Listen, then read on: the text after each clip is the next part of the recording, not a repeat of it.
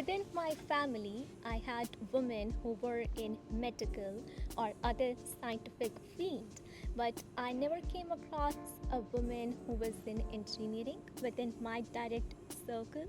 So I thought, okay, if I ever got a question about chemistry or medicine, I go around. I do have my sisters and other to guide, but for engineering we need a woman in the house who is an engineer, so that inspired me to go for engineering. If you talk about me, I would say that it all started when I was a child, and at that time, telecommunication was on boom.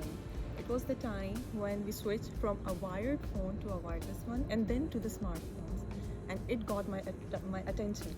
That's why I decided to go for the telecommunication field. And as you mentioned, there was no engineer in my family as well, and I was the first one. So I decided to pursue this career. And initially, after my graduation, I switched to industry. But when I went to the industry, I saw some gaps between industry and academia and some issues in the field deployments of the telecommunication system. This motivated me to move forward, to pursue more higher education, and I decided to go for masters and then PhD, and eventually I landed up as a postdoctoral fellow at Durham University, and that led me here, because here at Smart Internet Lab, what we are doing is non-terrestrial networks, and it's related to my passion about global connectivity.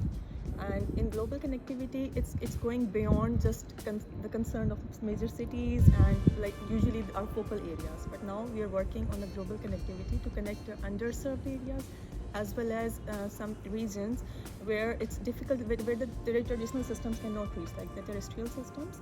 So now we are working on satellites, and this really motivates me, and I'm really passionate to work on non-terrestrial network in our Smart Internet Lab. So, well, my journey started when I actually entered into the research area.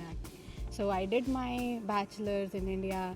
Later on, I worked for a national laboratory. So, what happened that when I was actually at the end of my bachelor's, I got an invitation to do my internship for 6 month internship in a national laboratory.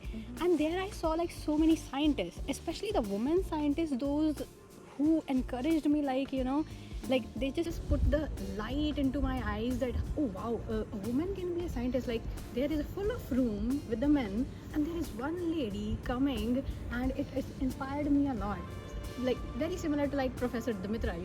So that was my first interaction with a woman scientist, and it clicked me, and I wanted to do something that a woman can contribute to the research area or to the women in engineering.